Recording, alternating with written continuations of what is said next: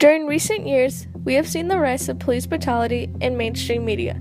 The recent attention towards this movement is often associated with African Americans and their unequal treatment by law enforcement officers. The recent attention towards the Black Lives Matter movement can be attributed to the murder of Trayvon Martin and the acquittal of George Zimmerman in 2013. The people were mad at this injustice and went to the streets to show their anger. However, one of the first instances of police brutality can be traced back to the 1990s with the beating of Rodney King by LAPD officers.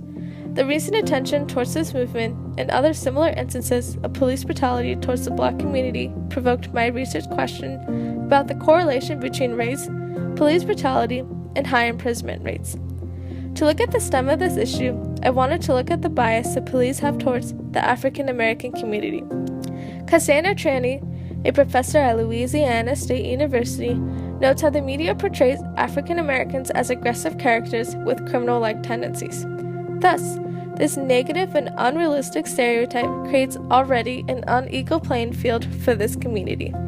Traney notes how whites tend to excuse police brutality because of the racial bias they have against blacks caused by this stereotype. Another issue that is key when looking at racial bias within the police force is looking at U.S. history. For this issue, I decided to contact Dr. Anthony Hazard, whom is a professor within the Santa Clara Ethnic Studies Department that focuses on African American studies. He noted how the historical relationship between law enforcement and African Americans informs this dynamic. In addition, in recent years, under the Nixon, Reagan, and Clinton administrations, federal policy actually promoted racial profiling and the criminalization of Black people.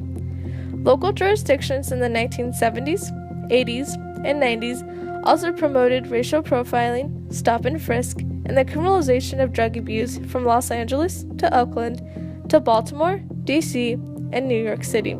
From this information, it is easy to conclude that the Black community is a victim to an overused stereotype and that the police force deems racial profiling as okay.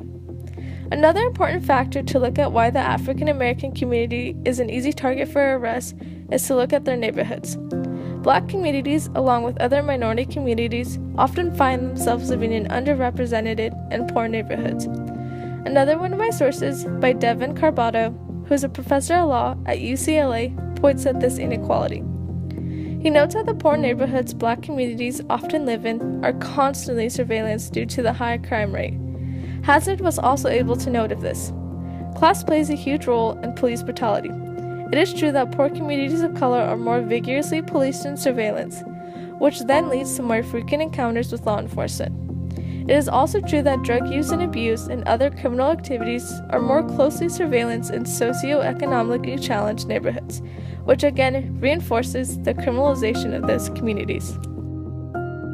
Through the Black community's vulnerability and an easy access by law enforcement, it is easy to see why their imprisonment rates account for 37% of the prison population, although they are only 13% of the U.S. population.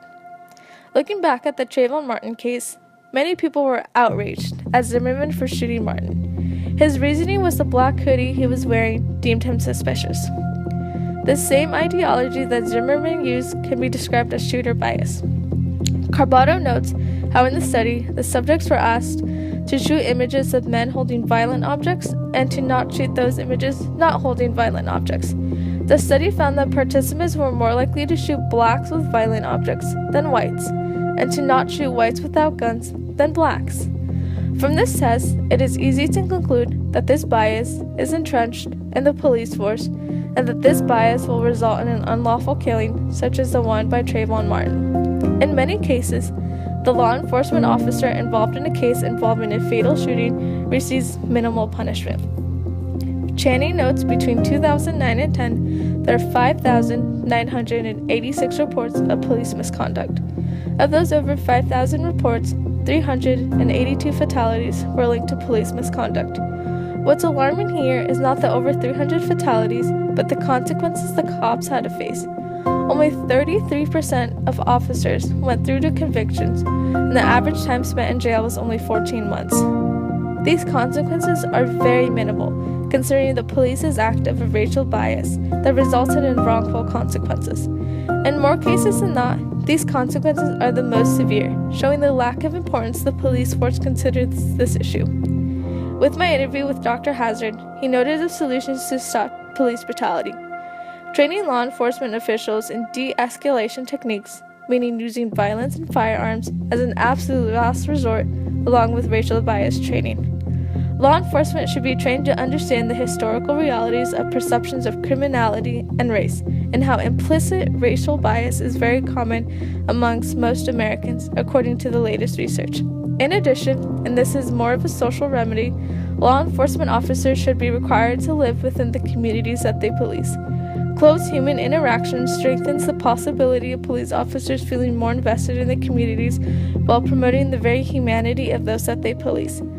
Although we are off to a good start with more and more police stations enforcing the solutions Dr. Hazard recommended, there is still more work to be done in order to eliminate this racial and social issue.